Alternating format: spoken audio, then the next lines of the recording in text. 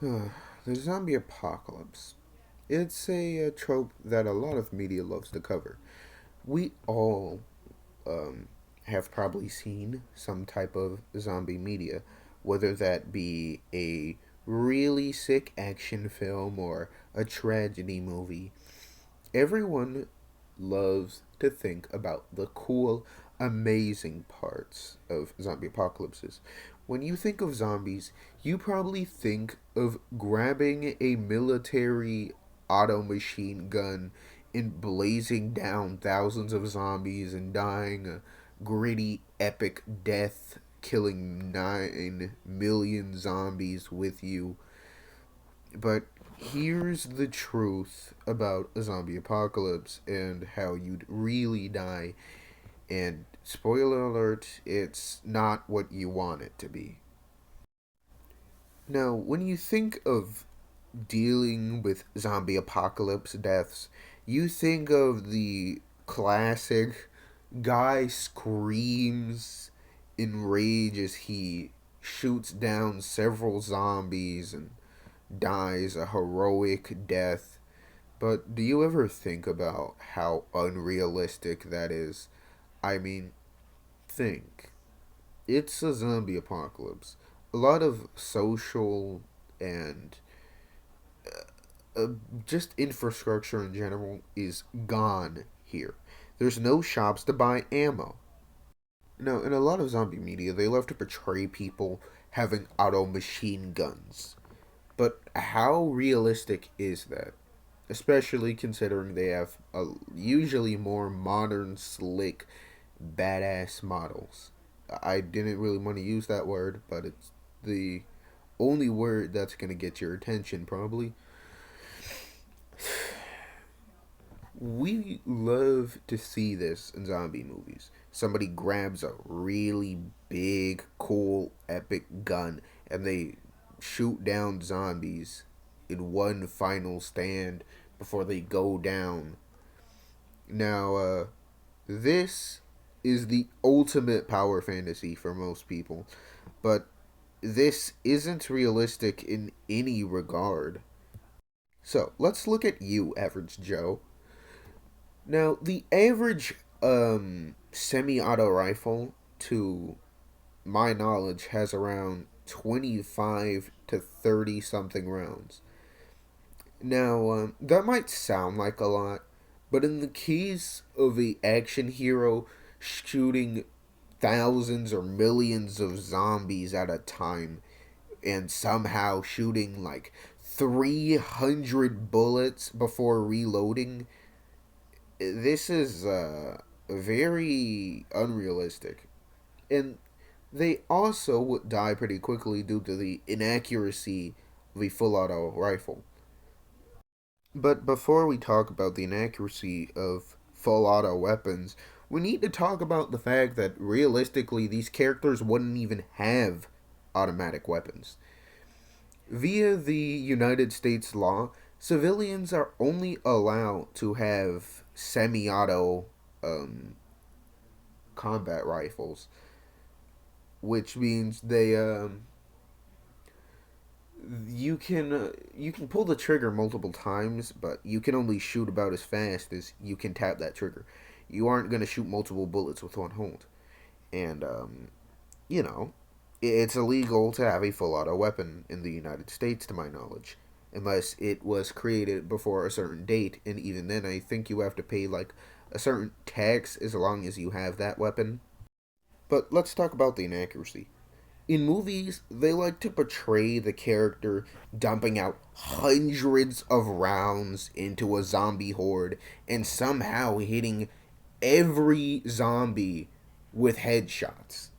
Realistically, all that recoil from just holding down the trigger would make your aim extremely inaccurate. And I don't think even soldiers really use full auto for much besides maybe suppression fire, because in suppression fire you aren't really meant to hit anything. You're just holding down the enemy. But in this case, a zombie doesn't care how intimidating your suppressive fire is. The only thing that matters in a zombie apocalypse is pure offensive and defensive capability. And in a zombie apocalypse, your defensive capability isn't whether you look badass on the cover of a movie film. It's how long you can survive. Your offense is your defense in a zombie apocalypse. If you get tackled, you are dead. If you get bitten, you are dead. If you get hoarded, you are dead. Your only real choice is to hide. And let's talk about the ammunition. Now, I promise you this will be the probably the last time I have to mention some epic trope in movies, but you commonly see characters just dumping out mags and mags of bullets, hundreds, thousands of bullets, and you're telling me they somehow hold up better than the military with advanced fortified points? You're telling me 30-year-old drunken truck driver Jonathan can survive longer than a military unit? Realistically, you're going to be reloading that weapon at full auto every maybe 5 seconds if you've got good trigger discipline. If you shoot at everything, all your boxes of rounds, which you probably won't even be able to carry unless you're at one position and just have them all lined up at your defensive position, well, you're going to get overrun pretty quickly. You realistically have to stop to reload those weapons. So now that we've completely dismantled the whole I can kill zombies and die an epic death scene, we're going to have to target just deaths in general. In zombie apocalypses, we often see people get cut up or scraped in ways that realistically you die from. There are cuts you get basically every day and you don't even realize how fatal they are because modern medicine exists. What's that? You cut your leg like 5 centimeters deep? Oh well, just put some ointment in it, stitch it up, you're good to go. You know what happens when you get a 2 centimeter cut in a zombie apocalypse? Flies surround it, mosquitoes get in it, you get malaria in a bacterial infection, you die. You want to believe that you die in a amazing, glorious battle, but in reality, what would kill you is a very bad paper cut that you just ignored and realized it was fatal way too late. In real life, we have band-aids, bandages, tourniquets, everything at our disposal. If you get cut, you can just run down to an emergency room. In a zombie apocalypse, like a true zombie apocalypse, there is no emergency room unless you're living in a very large settlement. And even then, their medical tools will eventually get very primitive as people take cuts all the time. And the only reason you don't realize how excessive your use of medical supplies is in real life is simply because, well, we have them everywhere. What's that? You're out of your colorful Paw Patrol bandages? Just go down to your local Dollar Tree and get a box. What's that? You're out of first aid kits? Just buy some off of Amazon. In real life, there is no dollar store and there is no Amazon to deliver you. Now, okay, I just had terrible grammar there. Please forgive me for that, but really, you're not going to have all these resources to save yourself like you want to think. And a primitive tourniquet is maybe going to slow down the infection, but other than that, yeah. Another thing I see is characters commonly get spit on by zombies or they shoot them and the blood just conveniently doesn't touch them in context where the zombie blood spreads the virus, and I think it's stupid. In real life, things can soak through your skin. You can be poisoned by merely touching something. Now, human blood is somewhat corrosive. Realistically, that would seep through your skin at least enough that if you have even a minor paper cut, you're going to get infected. But you rarely see this happen to anyone but side characters, and then the main characters impales a zombie through the stomach, blood gushes all over their face, and somehow they don't get sick. And this is usually where the zombie movie tries to say, oh, but, it doesn't happen that way because blah, blah, blah, blah, blah. Maybe the protagonist is immune, or maybe it just didn't get in their mouth all the way, or they didn't swallow. But realistically, that stuff can just go through your tongue. Or, it's blood is a fluid. It doesn't just stay in your mouth like when you want to spit out a piece of rice for later. At least a little bit is going down your throat subconsciously. And it happens more than you want to think. You've probably swallowed toothpaste at least once or twice on accident because you didn't even realize some of it went down your throat. And unless you're one of those people who don't brush their teeth, uh, in that case, I hope you have some other teeth routine. And that's where our next argument takes us. Your dental hygiene can genuinely kill you. I mean, in real life, you have toothpaste, toothbrushes everywhere. In a real zombie apocalypse, there is no toothpaste. There is no toothbrush.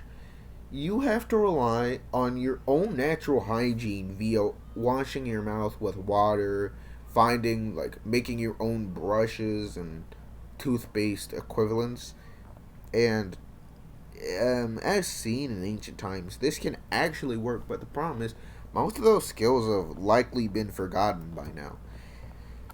I mean, we live in a society where everything is at your fingertips, and you're not going to be expecting any of this.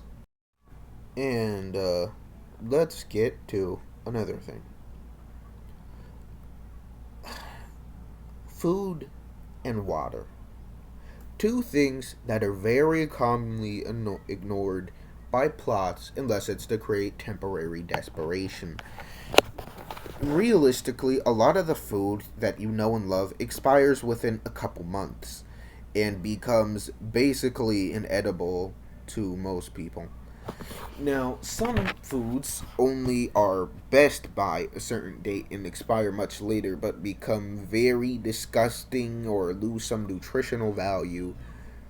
But the thing is, a lot of foods in your pantry right now will expire in a couple weeks after you see the zombie apocalypse start. Maybe you get to the next year before it expires, but realistically, you might eat all that before that even happens. A lot of the food you know and love, like candies, bread, even fruits, expire pretty quickly. So unless you have a farm to make all those delights at home, you're not getting them. Another thing, you'd have to abandon your vegan or vegetarian lifestyle almost completely. Now, while zombie movies like to portray farms as the ultimate safety protocol where everything's good, in real life, farming is a lot more complex. Sometimes the rain doesn't come. Sometimes, the seeds just don't grow. In real life, this isn't just a slight inflation. This is a literal emergency. Half or more of your food supply has been cut off. That vegan teacher, if you're watching this, which you're probably not because I'm a small YouTuber, um, your vegan lifestyle may or may not make or break your life. In this situation, you might have to eat a innocent animal, and while I admit it might be very screwed up to do that, especially in a situation where you're killing it by yourself, it might be necessary to survive in this situation unless you have a very large, very stable farm that you can take care of very efficiently. And you have no pesticide in this situation, by the way, since factories are shut down. Unless you know how to make a natural pesticide and clean your fruits and veggies properly, you die. I personally am someone who enjoys both meat and fruits and vegetables. I mean, I think this morning I even ate a steak. Do I like animal cruelty? No. If that vegan teacher is watching, no, I do not like animal cruelty. However, you should understand that animals are typically killed in a very humane way, and I'm pretty sure it's illegal to do it basically any other way. So no, I am not a animal cruel. I don't even know what you're trying to call us, but we're not cruel people. Some people are genuinely abusive to animals, but eating them does not make you abusive. They are not human. They never were human. And while I do think saying they should have no rights at all is a bit strange, I still feel that if you want to eat a cow, sure, I guess eat a cow. Don't restrict people's diets entirely because of your personal, moral, or religious views. If you want to stay vegan or vegetarian in apocalypse, good on you, I guess, for staying true to yourself. Uh, just make sure you have a farm nearby. Otherwise, you can't just go down to the store and get a few oranges or something for your next meal. And also, those vegan alternative steaks and stuff you guys probably enjoy are not really there. Oh, and would you look at that? That leads us to our next discussion. A lot of foods you love and enjoy are considered processed foods. These foods are not natural, and you need to highly, and I quote, process them, which is why they are called processed foods. These can include candies and really anything packaged. Think some of your meat is genetically modified to grow faster so it can feed more people in less time. In real life, you're just dealing with regular old chickens. You have no growth hormones to give them. And you also, well, you get it. A lot of the foods you love are gone. Basically forever. Or until you somehow solve the zombie apocalypse. And no more Twinkies. No more Swiss rolls. No more delicious broccoli or beans that are processed. If something has growth hormones that make it grow faster, it's gone. A lot of that stuff has slowed down, completely stopped.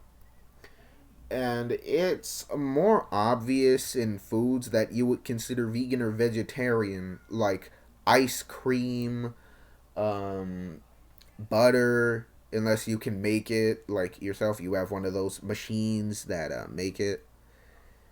Um, yeah, you have no butter, which means your bread is now. Imagine having toast without butter. Can you imagine how agonizing that is? That's worse than a zombie ripping me apart. If a zombie rips me apart, I know I'm in agony. When I have no butter on my bread, bruh. No. Anyway, as you can tell by my mental breakdown, I really love bread. And if you're wondering why I'm using this static image of a slug cat from Pickerel, it's because I lost a lot of my drawing files when I switched computers. So for now I'm just using this image. I'll find the pickerel and leave the link in the description of this video if you want to make your own slug cat. This isn't my pickerel, by the way. Someone else made this. I just made this image pretty quickly there to focus on my videos. However, something important to note is that some foods can give you both food and water. Watermelons, for example, have electrolytes, and electrolytes are what essentially binds water to your system. Without electrolytes, drinking water is just dehydrating yourself faster. which means you need to know exactly when you need water and when you don't. The electrolytes in watermelon, at least if I'm remembering correctly, because it's been a while since I looked back at this subject, will help you survive a bit longer. But now we need to get to the topic of water. Now that we've discussed the food scarcity, I'm pretty sure most people by this point know the rules of drinking water. 1 day without water, you're feeling pretty bad. 2 days without water, you're feeling extremely bad. 3 days without water, you're probably dead. 4 days without water, I mean, how are you alive? 5 days without water, you are statistically 100% dead at that point. It's highly unlikely you can survive more than 2 or 3 days without water. And in an apocalypse, where you're constantly moving, trying to avoid zombies, well, that water supply goes from 3 days to roughly 1.5, especially if you live in hotter places and you don't know how to, find colder areas and stay away from zombies. And even then, there's a chance they find you anyway because zombies tend to roam. The main problem with water in zombie apocalypse movies is that while water does not expire like typical resources, it's still limited. There are two very big differences between food and water. Food. You can survive over a month without food as long as you drink water properly. You know how long you go without water? Days. In the zombie apocalypse, your best bet is to stay near a source of water because it is technically also a source of food. You will not be the only one there who's looking for water. If you go to like a lake or something with clean water, you can find other survivors to collaborate with if you're brave. You can find animals to hunt. Basically, all the essentials in a zombie apocalypse. Whilst a lot of us like to think we'd have cool deaths, water is another big killer, just like food and small cuts are. The thing about water is when you run out of food, well, oh well, you can just eat something else. A lot of stuff is technically edible. I mean, if you're desperate enough, you could eat some people, though I do um, fear the prion disease could cause you some trouble. At least I think that's what it's called. And with food, there's no alternative. I mean, with water, there's no alternative for water. If you run out of kisses, well, just to clarify, I mean kisses, the chocolate candy, which are shaped like, I guess, teardrops. I don't really know what that shape is supposed to be. Um, if you run out of kisses, chocolate, or Hershey's, or your Swiss rolls, your heavily processed steaks, you can always just raid a farm, you know, start farming the animals, eat some. You know what happens when you run out of freaking water? You die within 3 days. You have 3 days where you get quicker, where you get weaker very quickly and become sick, and that only lasts 3 days, maybe less with all your walking. And that's a very serious issue because I don't think you want to die, right? Now, let's go on to another killer in a zombie apocalypse: heat stroke and hypothermia. In late 2025, over 660 heat-related deaths were recorded in, I believe, Arizona. Um, that's terrifying. There also were thousands of hypothermia related deaths from 2024 to 2025, which is deeply disturbing. And a apocalypse with no AC and no heater, I believe that's what it's called. The numbers of this would drastically increase, especially in places like Florida. Remember that many kids also die in cars each day. Um, I don't know why I brought that up, but here's another thing. Kids are a death sentence in a zombie apocalypse, and that's not just a tiny problem you can ignore in a zombie apocalypse. There are a lot of things you should know. For example, raising your blood pressure can, I believe, slightly raise your temperature. I need to look that up instead of just saying that. So guys, I just looked it up, and yeah, being stressed out actually can raise your temperature. And this is one of my points. In a zombie apocalypse where there's no air conditioner, getting stressed out for even a couple minutes can be fatal. I mean, you lose a lot of water when you sweat, and in a zombie apocalypse, you don't want to be sweating for no reason. And with a child, you are going to be stressed out unless it's a much older child. If you have a baby, they cry, they draw infected. If you have a toddler, they love to run off and scream and yell. And that's no good in a zombie apocalypse where staying away from the group for one too many minutes can result in you being bitten. Now, your biggest stress, pun intended, should realistically be just not having kids. And this is going to be pretty hard for some people because I know there's hypersexual people. I mean, yeah.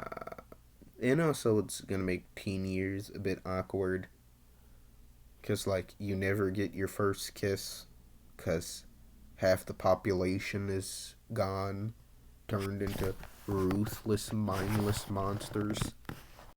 Speaking of mindless, ruthless monsters, we have to think about the fact that in a zombie apocalypse, there's basically no law outside of colonizations, which may have biased laws considering there is no large law system designed to stop such things because they make the law system in colonies. And something that people, and especially women, might experience in a zombie apocalypse is the discomfort of dealing with a rapist. And the thing is, in a zombie apocalypse, you can't just report this to the cops. And it's not like you can realistically fight them because in a zombie apocalypse, if you yourself don't have a large group, any sort of conflict is going to get you killed in the long run, even if you're moving like Prime Solid Snake. Because, I mean, just unless you're one of those people who would rather lose their life than be violated, I mean, in this situation, you'll probably go along with it because, well, it's either that or take a bullet to the face. And the thing is, rape is a very awkward thing, to say the least. I this video is probably gonna get age restricted, but I don't want to censor myself for the sake of a couple dollars I might never get. Long story short, rape is very forceful, and the insides of a human body are built to be protected, and with someone forcing themselves on you with that much force, okay, well, that sounded stupid. Um, it can rupture parts of your body, which may result in death. Basically, you can be banged to death in a zombie apocalypse by a particularly aggressive person. Whether that's because they had better weapons than you and you had to listen to them, or because, well, they're physically stronger than you, um, doesn't really particularly matter, I guess. What matters is that you need to stay heavily armed and stay in a group. Oh, and looks like it's the perfect time to discuss, you know, groups. Groups seem like the ultimate perfect strategy in a zombie apocalypse. You are basically untouchable in a group, is what you want to think. In reality, a group depends entirely on the people upon it. Having a group of 30 people means nothing if those 30 people are 30 morons with spears and pistols. Um, you need a competent group. Only take in people who are actually providing something. And I don't mean just a woman saying, I can make babies. Sucker, we don't need babies right now. Babies are loud, they draw attention, and I'm more focused on living another day than trying to bring a child into a literal hole of hell. Now, this might sound a bit cool, but what about the women and children? This is a zombie apocalypse. If you are in a really, what's a zombie? I meant to say zombie. If you're in a zombie apocalypse, you can't afford to be chivalrous just because. Which means, sadly, if that woman ain't coming with three med kits and some guns, she's probably getting turned down because we can't afford to have people who can't fight or get food for us because it's a zombie apocalypse. It's here that some people's instincts to be a chivalrous person get them and their entire group screwed. And when the runs low and everyone's searching for food, they're turning to the idiot who let in the 300-pound absolute chud and let them eat all their food. And you will be devoured for dinner that day because you made a dumb decision. Basically, um, just don't make dumb decisions, alright? Don't let people in who can't provide back.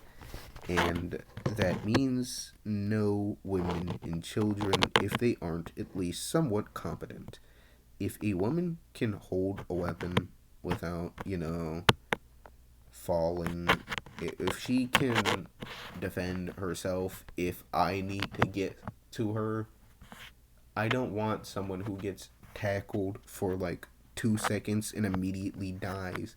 I need people who bring something to the table and won't just immediately die and add one more to the infected.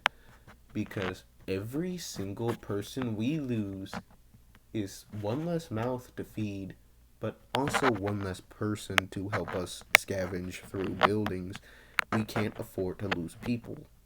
And, well, the meat shield strategy is only a last resort. So, another thing is, people are not honest. I know you want to trust your best friend, but the truth is, in a zombie apocalypse, there are things people will do that you just won't notice. You could be eaten by someone because they felt like they didn't get enough rations. You could be backstabbed by someone who was actually working for another group but just wanted your supplies. You could get your entire colony infected simply by letting in one guy with a, and I quote, bad hickey, which turned out to be a zombie munch. Now, I know some of you might want to save everyone, but the truth is that in my hack, that oh my goodness, that My Hero Academia mindset where you want to save every single person is not helping you here. I know you want to think it is. I know you want to think you're badass. But in reality, you're just someone who dies because they decided that looking cool was exponentially better than being safe. And by this point, I'm over 30 minutes into the video. If you're still watching, I guess and if you like me and not just the video, I guess subscribe. But back to the video. Now, I'm going to bring this up in another video, so I'm not going to elaborate on it too much. But realistically, people aren't going to just manually sacrifice themselves because they got bit. In reality, we love to convince ourselves we're fine until it's too late. There are people who will straight up deny medicine because they think they're alright. And long story short, they were not alright. They were far from alright, but they thought they were. And that was their final mistake. In a zombie apocalypse, that's multiplied exponentially. You might not even notice a bite until the last minute when you're literally minutes away from turning. You might only realize after you start showing extreme symptoms, and adrenaline loves to hide things. It makes you power through pain that would normally send you doubling over in terror. A bite is one of these things. I mean, hysterical strength is truly something. People can lift cars with hysterical strength, and I mean, they break their back later, but I mean, they save someone, I guess. The thing is, you could get bit and not even realize it. Someone you know could get bit and they don't even realize it. And the thing is, even if they do realize they're bit, there's only a 50% chance they're actually going to tell. My audio cut right there because the thing I'm using doesn't let me ramble on past the images to let me add more images like I can do in CapCut. So I got cut off. But I meant there's only a real 50-50 chance that they'll tell you they were bitten. And if they were bitten on a place that you normally wouldn't look, like, say, the side, I mean, you expect people to be bitten on their hands, their neck, their legs, the classic zombie spots. But somebody could get bitten on their thigh. They could get bit on their groin, and I feel terrible for that person. I know somebody at least once has had their balls absolutely torn off by a zombie in a zombie apocalypse, even if it happened off screen, and I feel terribly sorry for them. You can get bitten in extremely unconventional places that sound extremely weird to ask to a regular person. Like, hey, can you pull down your pants so I can check if you got a bite on your crotch? Pardon? You want to see my. Hey, I said pull down your pants so I can see if you got bit on your crotch. But, bro, see how weird that sounded? Like, nobody's going to pull their pants down to let you see if they're bitten or not, whether they're infected or non infected. It's just weird. I'm sure at this point you're noticing a pattern. Most of the problems in a zombie apocalypse don't even seem to be the zombie themselves, rather, the incompetence of the people around you.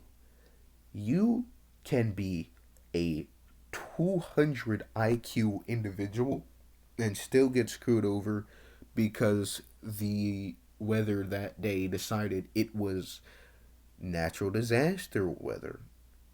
And that's something I can mention, but I'm going to make it short because I want to end this video pretty quickly. Hurricanes can happen, tornadoes can happen, and without a radio station or a TV to broadcast the news right to your living room, you're dead. Right there, cooked officially, deep, deep broiled, genuinely deep fried under the ocean. I'm talking straight boiled. there's nothing you can do against a hurricane that nobody predicted, a flood that nobody predicted. These are things that happen, and you take it for granted that you can know days in advance before these things happen. You back then there was a time you could just be chilling in your village eating rice with your homies, and all of a sudden the gods themselves push a freaking flash flood onto you. Now we have television. Anyway, I know there's probably some things that I've missed, but right now I want to end the video because, bro, we're crossing like 40 minutes right now. So bye guys. I've been rambling a lot. This is nearly a 1 hour video, and I once again, this image you see right here is from a pic crew. I did not draw this. This is a image editor image. This was not made by me. Someone drew these, and I put them together to create this thing. I don't know if you find it adorable or terrifying, but it doesn't really matter. I didn't draw this, and I'm telling you this. Um, the link should be in the video description when I post it. I am not the picker creator, by the way. I'm telling you this. So just don't flame me in the comments for saying, "Oh, that's not your art," because I'm admitting it's not. So bye guys. All right.